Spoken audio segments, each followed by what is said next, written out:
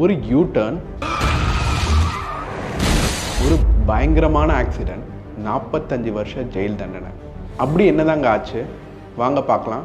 இது உலக நிகழ்வுகள் வித் உங்கள் எஸ்கே.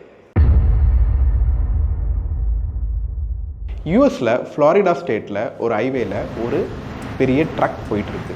அது கிட்டத்தட்ட பார்த்தீங்கன்னா ஒரு 18 வீல்ஸ் கொண்ட ஒரு ட்ரக். இது கமர்ஷியல் பர்பஸ்க்காக யூஸ் பண்ணுற ஒரு ட்ரக். அந்த ட்ரக்கில் ஒரு டிரைவர் அந்த ஹைவேல போயிட்டுருக்காரு. அப்போ திடீர்னு அவர் ஒரு யூ-டர்ன் எடுக்கிறார். அங்கே பார்த்தீங்கன்னா யூ-டர்ன் எடுக்கிறதுக்கான எந்த ஒரு ப்ரொவிஷனும் இல்லை. ஆனால் அவர் அசால்ட்டாக அந்த இடத்துல ஒரு யூ-டர்ன் எடுக்கிறார். அவர் யூ-டர்ன் எடுத்தேனே பின்னாடி வந்த ஒரு கார் பயங்கரமாக மோதி ஸ்பாட்லேயே 3 பேர் இறந்து போகிறாங்க.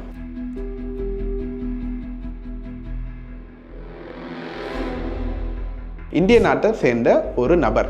அவர் 2018 இல்லீகலாக யூஎஸ்குள்ளே வந்ததா அந்த ஊர் யூஎஸ் மீடியா சொல்கிறாங்க. வந்த அந்த நபர் 2018 பார்த்தீங்கன்னா அந்த நபர் யூஎஸ்க்கு வந்திருக்காரு. அவர் ஒரு இந்திய நாட்டை சேர்ந்த பிரஜை.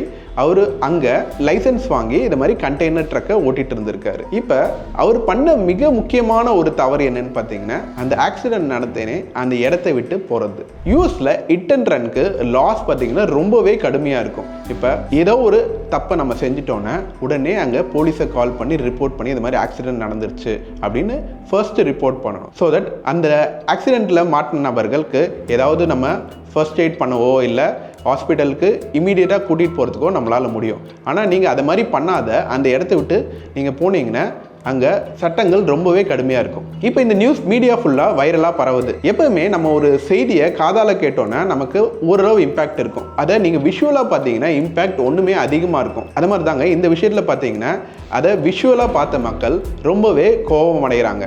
ஏன்னா அந்த ட்ரக்கில் ஒரு டேஷ் கேம் இருந்தது. அந்த டேஷ் கேமில் நடந்த ஆக்சிடென்ட் ஃபுல்லாக கேப்சர் ஆகுது. ஸோ இது எல்லா மீடியாவிலும் பப்ளிஷ் பண்ணுறாங்க. இப்போ இந்த நியூஸ் வைரல் ஆனனால உடனே போலீஸ் வந்து ஃப்ளாரிடாவிலேருந்து கிளம்பி கலிஃபோர்னியாவுக்கு போய் ஒரு ஸ்பெஷல் ஃப்ளைட்டில் அந்த நபரை ஃப்ளாரிடாவுக்கு கூட்டிகிட்டு வராங்க. அவரை கூட்டிகிட்டு வந்து விசாரிக்க சொல்ல இன்னும் கொஞ்சம் திடுக்கிடும் விஷயங்கள் தெரிய வருது. அதாவது அவருக்கு ஃபஸ்ட்டு ஒரு இங்கிலீஷ் டெஸ்ட் வைக்கிறாங்க. அதில் பார்த்தீங்கன்னா ஒரு 12 கொஸ்டின் கேட்குறாங்க.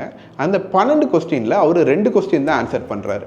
அதே மாதிரி பார்த்தீங்கன்னா ரோட் சைன் டெஸ்ட் அவருக்கு ஒரு 4 கொஸ்டின் வைக்கிறாங்க. அதில் ஒரே ஒரு கொஸ்டின் மட்டும்தான் அவருக்கு ஆன்சர் தெரியுது. ஸோ மொத்தமாக ஒரு 3 கொஸ்டின் மட்டும்தான் அவரால் ஆன்சர் பண்ண முடியுது. இப்போ ஜென்ரலாக அந்த ஊரில் கமர்ஷியல் ட்ரக் ஓட்டுறாங்கன்னா அவங்களுக்கு அட்லீஸ்ட் ஒரு பேசிக் இங்கிலீஷ் நாலேஜாவது தெரியணும். ஏன்னா இப்போ ஒரு போலீஸ் நிறுத்துறாங்களோ இல்லை எங்கேயாவது அவங்க ரோட் சைன்ஸ் பார்க்கணுமோ இதை மாதிரி பல விஷயங்களுக்கு அவங்களுக்கு பேசிக் English and road science knowledge கண்டிப்பாக தேவை. அதுவும் நான் சொன்ன மாதிரி இந்த ரிபப்ளிகன் ஸ்டேட்ஸில் இதை ரொம்பவே ஸ்ட்ராங்காக என்ஃபோர்ஸ் பண்ணுறாங்க. இப்போ இந்த ஆக்சிடென்ட் நடந்த பிறகு போலீஸ் ஆஃபீஸர் கிட்ட இன்டர்வியூ பண்ணுறாங்க. அவர் சொன்ன ஒரு விஷயம், So a lot of emotions. You know, he did make an illegal U-turn.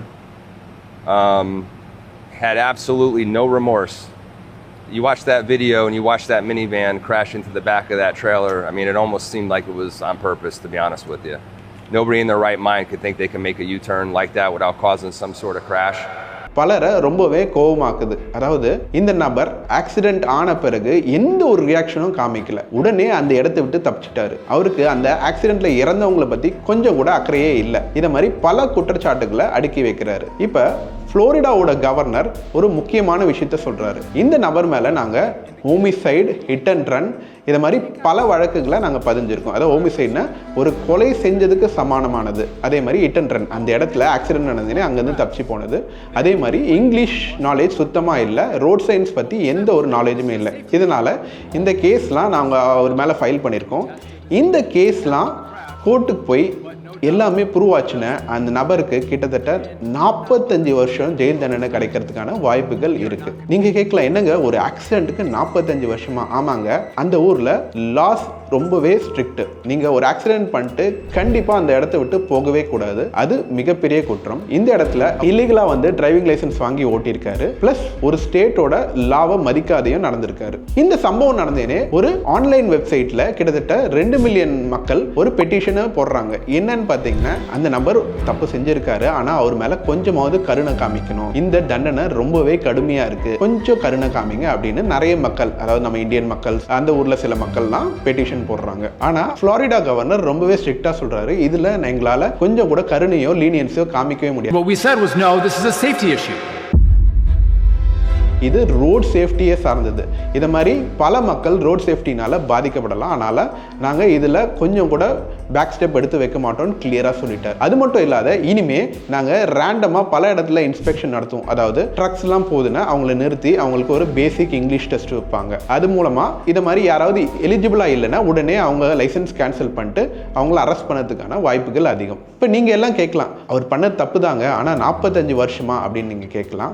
45 வருஷம் உங்களுக்கு அதிகமாக தெரியலாம், ஆனால் யூஎஸில் நான் சொன்ன மாதிரி லா வந்து ஸ்ட்ரிக்ட். நீங்கள் தப்பு பண்ணால் அந்த இடத்த விட்டு போகக்கூடாதுன்னு கிளியராக சொல்கிறாங்க. இப்போ இந்த விஷயம் சரியா ரைட்டான்னு நம்ம அலசறதுக்கு முன்னாடி 2 விஷயத்தை பார்ப்போம். நம்ம தெரியாத லைஃப்பில் ஆக்சிடென்ட் பண்ணலாம், ஆனால் அது நடந்த பிறகு நம்ம எப்படி ரியாக்ட் பண்ணுறது தான் மிக முக்கியம். ஆக்சிடென்ட் நடந்த பிறகு கவலை இல்லாத இன்னொரு ஸ்டேட்டுக்கு போயிட்டாரு. 2வது பார்த்தீங்கன்னா சட்டத்திட்டங்களை அவர் சரியாக மதிக்கலை. இப்போ அந்த நபர் மேலே மட்டும்தான் குற்றம்னு பார்த்தீங்கன்னா இல்லை, அந்த சிஸ்டம்லேயும் சில ஓட்டைகள் இருக்குது. சரியான தகுதிகள் இல்லைன்னா அந்த சிஸ்டம் அவங்களுக்கு லைசன்ஸ்க்கு அலோவே பண்ணக்கூடாது. பட் சட்டத்தில் இருக்கிற சில ஓட்டைகள் மூலம் சில பேர் இதை மாதிரி லைசன்ஸ் வாங்கியும் ஓட்டுறாங்க. இப்போ லேட்டஸ்ட்டாக ஒரு வீடியோ கிளிப் தான் வைரலாக போயிட்டுருக்கு. அதாவது இந்த ஆக்சிடென்ட் நடக்கிறதுக்கு ஒரு 1 or 2 months முன்னாடி நியூ மெக்சிகோவில் இந்த நபரை போலீஸ் நிறுத்துறாங்க. எதுக்குன்னு பார்த்தீங்கன்னா 45 மைல் போக வேண்டிய ஒரு ரோட்டில் 60 மைலில் போயிருக்காரு. அந்த போலீஸ் வந்து நீங்கள் இந்த ரோட்டில் வேகமாக போயிருக்கீங்க அப்படின்னு சொல்லிட்டு அவருக்கு ஒரு டிக்கெட் தராங்க. டிக்கெட்னா என்னென்னா பெனால்ட்டி. நீங்கள் இந்த இடத்துல இவ்வளோ ஸ்பீடுக்கு பதில் இவ்வளோ ஸ்பீட் போயிருக்கீங்க, அதனால் உங்களுக்கு ஒரு $100 இல்லை $200 பெனால்ட்டி. அப்போ வந்து அந்த நபர் இங்கிலீஷ் பேசுறதுக்கு கொஞ்சம் தடுமாறுறாரு. My first time in the already in the 5 year in the no ticket.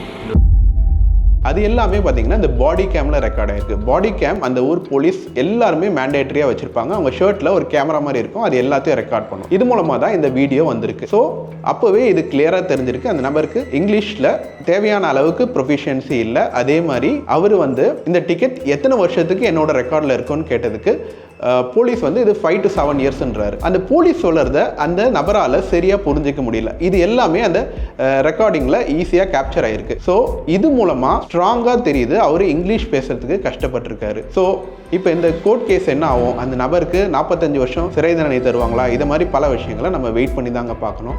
இப்போ இந்த ஆக்சிடென்ட் பற்றி நீங்கள் என்ன நினைக்கிறீங்க? அந்த ஊரில் சட்டங்கள் சரியாக இருக்கா? இதை மாதிரி உங்களோட கருத்துக்களை நீங்கள் கமெண்ட்டில் போடுங்க.